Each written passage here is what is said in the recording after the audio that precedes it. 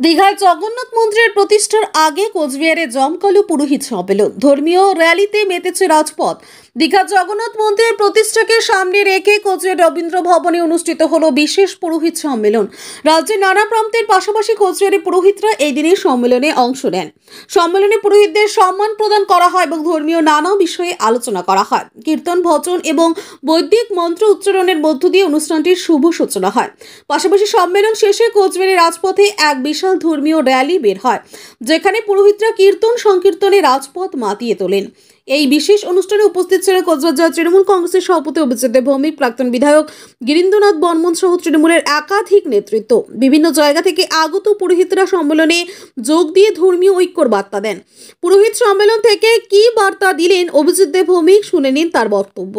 মাধ্যমিকের পর উচ্চ মাধ্যমিকের সেরা প্রস্তুতি কোথায় নেবেন ভাবছেন? আর দেরি নয়, রেডিয়েন্স একাডেমিতে 2025-26 শিক্ষাবর্ষের বিজ্ঞান ও কলা বিভাগে ভর্তি চলছে। প্রতিযোগিতার এই আবহে সাফল্য লাভের জন্য মজবুত ভিত্তির প্রয়োজন। সেই ভিত্তি দৃঢ় করতে রেডিয়েন্স একাডেমি প্রতিজ্ঞাবদ্ধ। এখানে রয়েছে অত্যাধুনিক প্রযুক্তি সম্বলিত ক্লাসরুম, সায়েন্স ল্যাবের সুব্যবস্থা, on-field practical class, merit based training, সেই সাথে নিট জের প্রাথমিক প্রস্তুতির জন্য ছাত্রছাত্রীদের তৈরি করা হয় ও সিভিল সার্ভিস ও অন্যান্য প্রতিযোগিতামূলক পরীক্ষার প্রয়োজনীয় ওরিয়েন্টেশন দেওয়া হয়। আপনার সন্তানের সাফল্যের পথ সুগম করতে আজই চলে আসুন রেডিয়েন্স একাডেমি, তুফানগঞ্জ থানা মোড় এবং রামহরি মোড়ের মাঝে জাতীয় সড়কের পাশে, অথবা স্ক্রিনে দেওয়া নম্বরে যোগাযোগ করুন। আসন সংখ্যা সীমিত।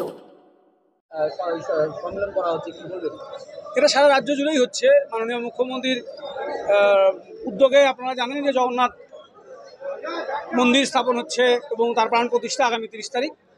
রাজ্য জুড়েই আমাদের সর্বত্র পুরোহিতদের সম্মাননা, তাদেরকে শ্রদ্ধা জ্ঞাপন, তাদেরকে নিয়ে আরও সম্মেলন করা হচ্ছে।